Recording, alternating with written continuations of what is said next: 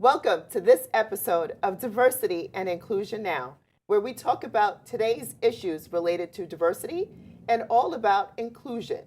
So now I'm very excited to introduce to you our guest today. She's very special to me, near and dear to me, and usually people don't say this about people they work with, but that's how I feel about her. And it's Yolande Morris. Welcome, Yolande. Thank you, Rachel, for having me. You're welcome. And so I just wanted to start off first because I think I know you. I know a little bit about you.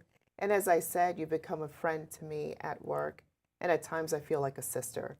But today I really want people to get to know who the real Yolande Morris is. Yeah. So if you don't mind, just start off in sharing about who you are, where you're from, your background, upbringing, and what led you to the person that you are today. I was born on the island of Jamaica. Oh, nice. So my family, and then my mom actually came here as an immigrant, and I was raised in Jamaica until I was 6 years old, and then I immigrated to the United States, where I started school and just got into this whole world of what it's like to be an American immigrant, but also just to pursue my dream. From a very young age, I knew I wanted to be a writer. I knew I wanted to be in communications or acting in some way. I went to school for the performing arts. In New York City? In New York City. So in junior high school, I was a drama major, and that's when I had my big discovery. I was discovered by Spike Lee in acting class, and I auditioned for the movie Crooklyn, and that was my first, what I would think of my big break. Where I auditioned for a lead role, but I actually got a small part in the movie. And I was so excited, as any kid would be. Of course. I told everyone at school I was, that I was in this movie, and I actually had the opportunity to go to the premiere with my mom. And it was at the premiere, Rachel, that I found out that I had been cut from the movie. My heart was broken. But I think, as a kid, I took that as, okay, maybe this isn't what's meant for me. And so I channeled a lot of that energy into writing and into just developing like different things, whether it was like written pieces or I was very involved in my church as a young girl. And so I would write like scripts and different things for some of the plays that we had. And so I just really channeled a lot of my creative energy into just creating my own projects. I think what I learned from that experience is, I felt like, yes, I was rejected, but instead of using that rejection and saying, no, I'm not supposed to do something in the creative arts field, I said, well, maybe I'm just supposed to write my own material. And so that's kind of what, for the course of my life, I would just create my own things. So I would have, whether it was school or work, as like my main hobby, but then I would always have something on the side just as a way to fuel my creative outlet. And so that led to whether it was graphic design or, I went to Baruch College for, so we have that in common. And, again, this was, I ended up at Baruch because which is interesting because Baruch is really, most of us, I went there, as you know, as accountants. So Absolutely. I'm finding this very interesting to go from creative writing into Baruch. Well, this is what happens when you have a very Caribbean mother. She actually is the one that made me go to Brooklyn Tech. She had a friend whose son went to Brooklyn Tech, and me, I wanted to go to school for the performing arts. To a high school, whether it's LaGuardia or a school that was known for communications or performing. She said, absolutely not. You're going to take the test and you're going to go to one of those specialized high schools. So I said, this is good. I have friends. We'll all go together. Out of my friends that took the test with me, I was actually the only one that got in, which was, for me, I was like, wait, I don't even want to go to this school. It's for science. It's for math. But somehow, even when I was in high school, even at a specialized high school like Brooklyn Tech, I found my way to the drama team. So Absolutely. I was on, in the school plays, things like that, always writing, always creating in some way. I know, but you just touched on something quickly. I mean, that was amazing that you got into Brooklyn Tech. I know I got into Stuyvesant, but we just heard about this article that came out. I believe it was the New York Times. 7 out of 500 Yeah. plus were African American getting into these specialized schools. So I'm glad that you actually went to Brooklyn Tech, but what you also said was you can reinvent yourself, Absolutely. right? And that's what I'm getting from you. And Spike Lee saw a special sauce, Yeah. something in you. I see that as well. And what I want you to touch upon is not only the writing piece, but the spiritual side of Absolutely. you. Just share with us quickly. We got a couple of Mhm. minutes. Well, definitely, going to church growing up was like not even a question, right? My mom was there, and as a child, you go where your mom tells you to go. But I've always just been involved with church activities. My mom was a Sunday school teacher, so right along with, writing for different plays and also designing. I ended up somehow being the secretary on the board at the church. At the church. When I was like 16, 17 years old, somehow I ended up on the board taking notes, just sitting in the meetings and really learning like the business of church and just how everything flowed and how all things work together.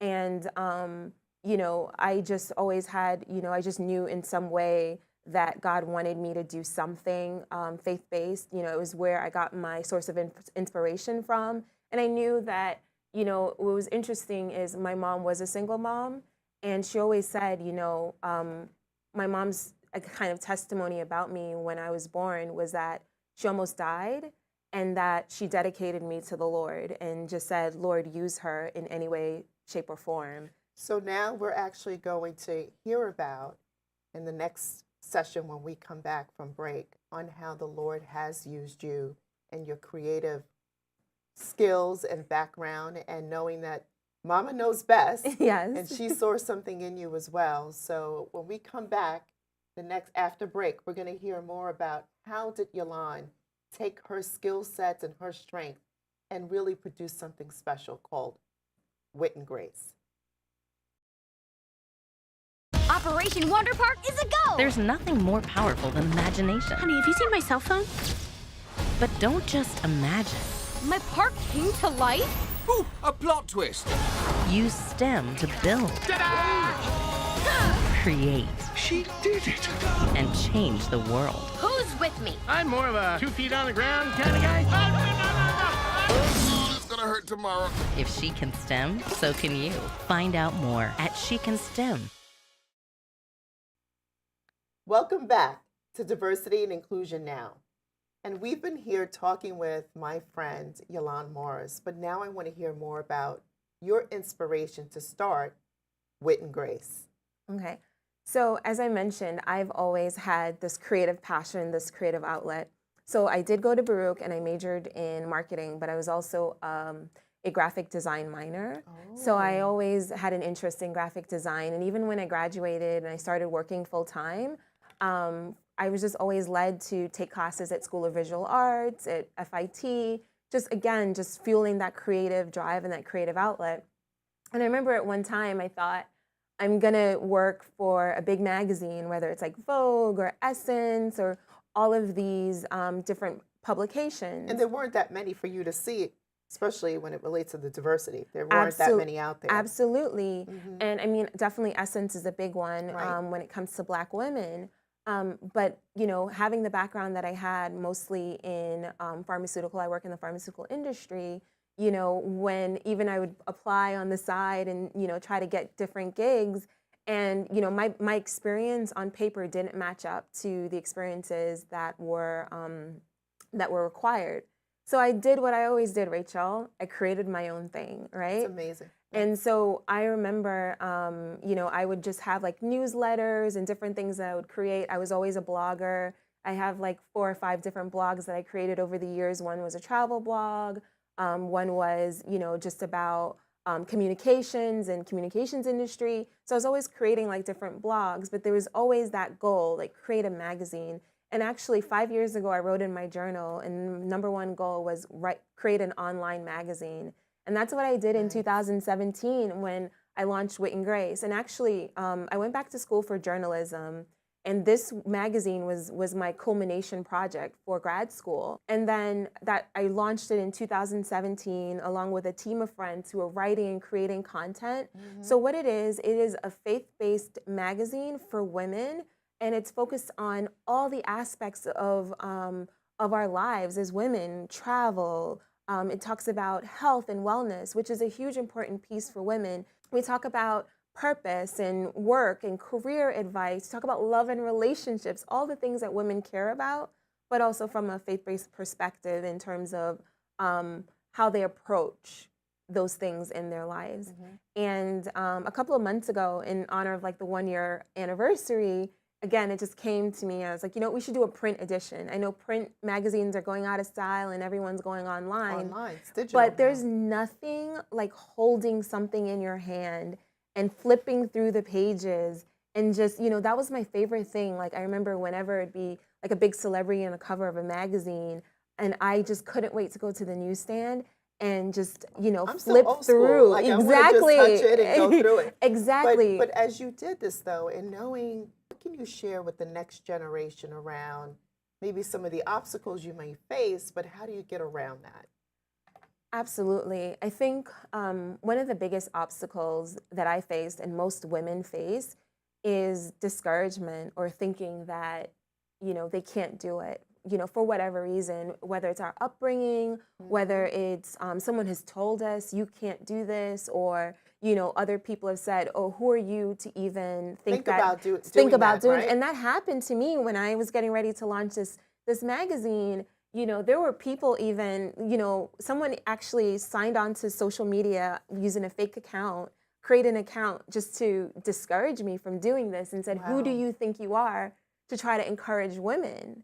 You know, and that to me is like even more so like, wow, this is a big need. You know, right now, women are starting businesses. You know, they're the number one, not only just consumers, but also the number one in terms of entrepreneur. We hear about girl boss. We hear about boss women all over because there's so many women who I think for so many centuries have been held back by the belief that they can't achieve their goals or they can't achieve their dreams. And to me, this magazine fills a need. We tell stories about women, whether it's like Vonette Stewart, who is a influencer. She's a style influencer who, again, she stepped out and decided that this is something that she wanted to do full time. We have her on the cover of the magazine. Jenny Nutrio, who is someone who went to Kenya to start a women's empowerment organization. You know, Gifty Auntie, who is one of the leading women in Ghana, who is started her own television station. I like to call her the Oprah of Ghana because she literally started the #1 female empowerment television station in Ghana and spends her days encouraging and empowering women. So there's a worldwide need to empower women. And I don't think that, you know, there's room for all of us to do that. And this is just one way that Weight and Grace is able to do it. And I know from my life, because I needed encouragement, I just said, you know, there has to be so many women out there that need it just like I do. Absolutely. And this is Women's History Month. Absolutely. Right. So this is amazing that you are actually touching upon the fact that not only that these are women that we don't hear about their stories and we don't know about them, but the fact that we're actually supporting each other. Absolutely. Right? And you're doing that through this magazine. And one last question about the magazine before we go on break. What are your hopes and dreams for your magazine? I want one day for it to be Wit and Grace Media and to create content, whether it is movies, Right. you know, TV shows, just to continue to create content and just to create things that empower women. You know, I see myself, whether it's on doing a Netflix movie. Netflix has a huge audience right now. And so there's just so many things for Wit and Grace Media to come. Well, thank you, Yolande. And as I said, she is a superstar in her own right. Communication, the field, the industry, it's not that easy for minorities in the field, but she's breaking through. And now we're going to take a quick break. Your girls have been with you through every moment of your life. They were with you when you felt unbreakable, and with you when you had your heart broken. They were with you when you shared your love with the world, and with you when she became your world. They're still with you right now.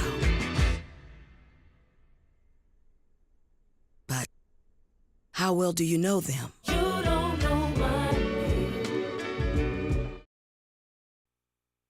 Welcome back to Diversity and Inclusion Now. And I'm with my guest, Yolande Morris, and we just talked about how she is inspiring other women to tell their stories. And now I want to hear more about what are you doing in terms of inclusion? It's great to hear the stories, but how are you including all voices? How are you taking their stories and really incorporating them and making a difference in our world today? Absolutely. We touched on the magazine, which I'd like to point out includes diverse voices. So, for Perfect. example, Jenny Nuccio was born in Texas, but lives in Kenya right now, right? So Right. she's a Caucasian woman who decided to go Oh, overseas. I assumed she was African American. No, she's Caucasian, and she went overseas to start a women's empowerment group in Kenya. Um, Glaudy Glaudy Collection was founded by Joanna Hernandez, and she's based out in LA. We tell her story in the magazine.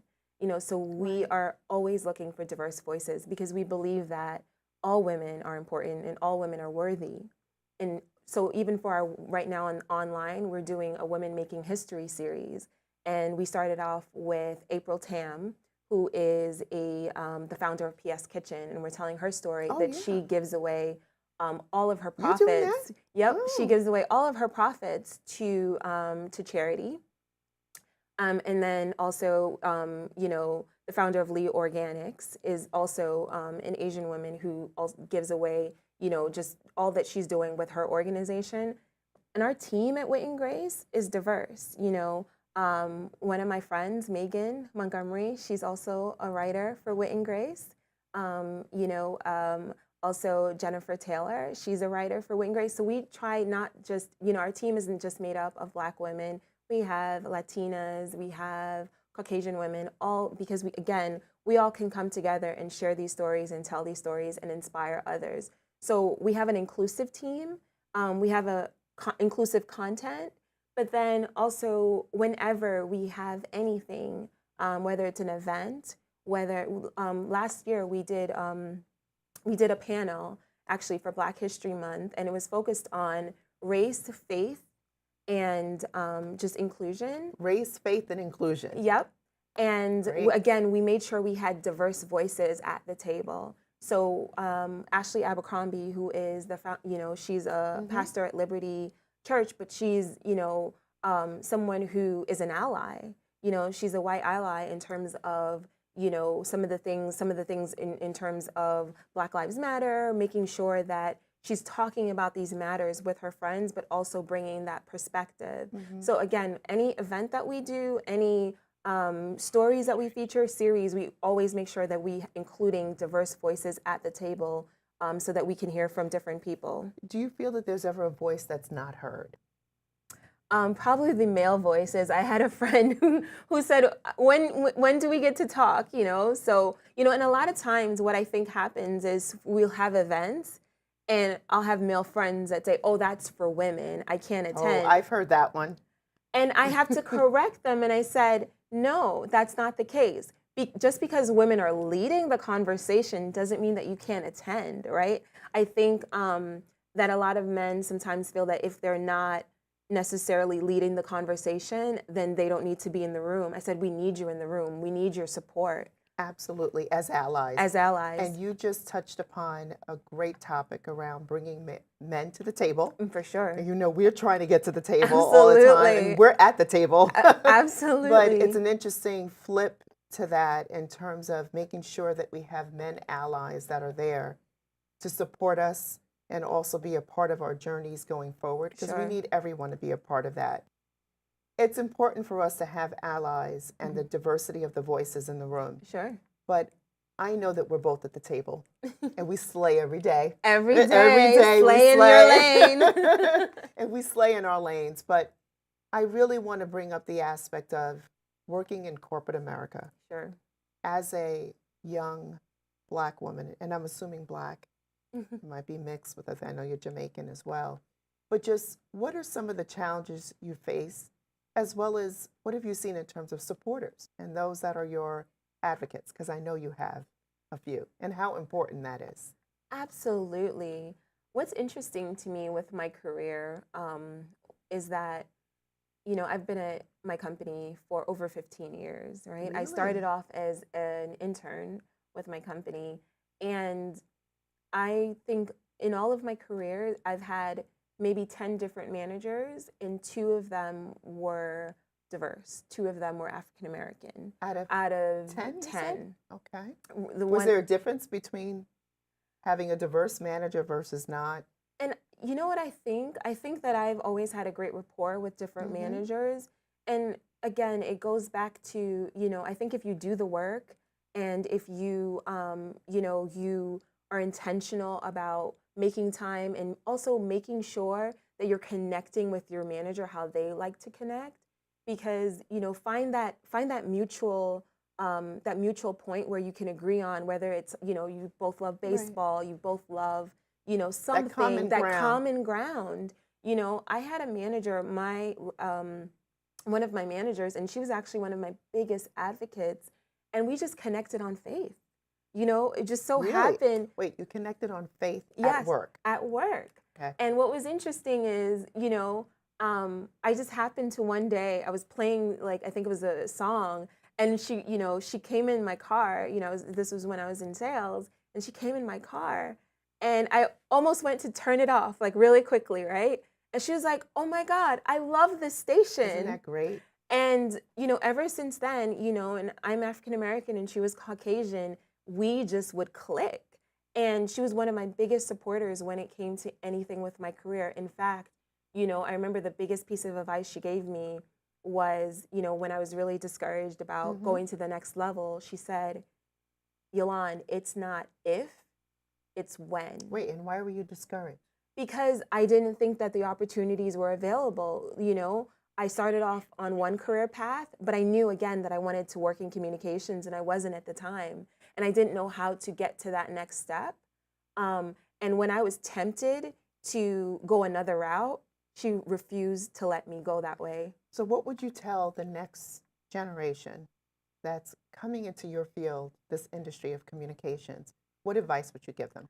I would tell them to never stop believing in your dreams, you know, no matter what. No Beautiful. matter if you get discouraged or no matter if it takes longer than you anticipate. You know, it took me 12 years to get into communications full time. I was always doing it on the side, as I mentioned. It was always like a little side hustle for me. But professionally, it took me 12 years. But now that I'm there, you can't stop me. And you're constantly, it sounds like, always think about reinventing yourself. Absolutely. Or transforming or staying ahead of the curve. Absolutely. So, you know, I definitely believe that it was her support as well as the support of so many managers who, again, didn't look like me, but they saw something in me. And I think that, again, you just find that common ground with a manager, with an ally. And, you know, right now, even at work, my mentor is someone who is not only a white male, but he's much older, you know, and one way that I told him, try to connect with him, you know, I watched an episode of This Is Us, and it was telling the story of Beth, and her background, and her parents were also Jamaican, and and I actually sent him a copy of the episode, and I said, "You want to learn more about me? Watch this episode." I wish that I had the skill sets that you do in communications, because, you know, I come to you all the time. But what would you tell the next generation in terms of what are the challenges, but as well as what are the things that they should be looking for to help support them in this career called communications? All the things that fall underneath there, because we know there isn't that diversity in that field, especially women entrepreneurs like yourself. So what advice would you give them? I think it's be true to yourself. You know, I think That's that great. there's so many women that are succeeding Absolutely. just as they are, with natural hair, with big bodies, whatever it is. Like, we just show up and be yourself, be your total self. And I think that, you know, the industry has changed over the years. Before, you had to look a certain way. Now it's about your voice and having something to say. Right. In communications, we say content is king, meaning that it's Oh. not necessarily who you are, but what you have to say, how you use your voice. And we see women of all races, all sizes, all different aspects, different from different walks of life, just showing up, using their voice, and really owning, their space, and as we said, slaying in their lane. Slay in your lane. And so that's really what it is. I show up as Yolande every single day at work. I show up with my, But I didn't know all these parts of you. So how do we get people to really show up in a way where we truly are leveraging all parts of them, and that they're comfortable really about sharing and uncovering? We talk a lot about in diversity, not being able to uncover your Right. true self. Absolutely. Right? So I'm glad that I got a chance to really uncover those pieces of Yolande and understanding who you are and how that's made a difference for you. And I'm sure you've had mentors along the way. So quickly, just tell us how many mentors or how important your mentor has been to you. Absolutely. Right now, I've had so many mentors throughout my career. That's key. Right now, I was actually assigned a mentor at work who is older, male, and Caucasian. He's actually in his 70s. Interesting. Wow. And you think, like, what do we have in common, right? And, we had our first meet and greet, and we just, we clicked. We clicked on things like imposter syndrome because, we've all had it, a moment where we worked on something that we thought, oh my God, I'm going to be found out. People are going to know that, I'm not the real deal. Everyone has those moments. Everyone does. Everyone does. And then also just our backgrounds is, even though he comes from a very different background, but we all face that thing of working hard and wanting to achieve a goal, right? That's something we all share, that American dream. And, for the rest of the things I told him, I was like, there's this episode of This Is Us about Beth, who's very, very similar to me from a Caribbean background. Hers was pursuing dance, mine was pursuing writing and communications. And I told him to watch that episode to learn more about me. And I think when we have diverse shows on TV, like a This Is Us with a diverse family, people get to see aspects of the human race that maybe they didn't know existed. Absolutely. This was great advice. I know we could probably have a whole Oh my nother goodness. segment about you, Yolande. And thank you so much for joining me, especially on my new journey of stepping outside my comfort zone. This has been so awesome. Thank you. And hearing the stories that you shared. And I just want to say that this episode for me has really shown us how you have to step outside your comfort zone, reinvent yourself, transform yourself. But also the last aspect was get to know someone that's different from you. 70-year-old manager with Yolande, I'm not going to share her age, but just the sheer fact that they found some sort of common ground and really got to know each other. And this concludes our episode of Diversity and Inclusion Now.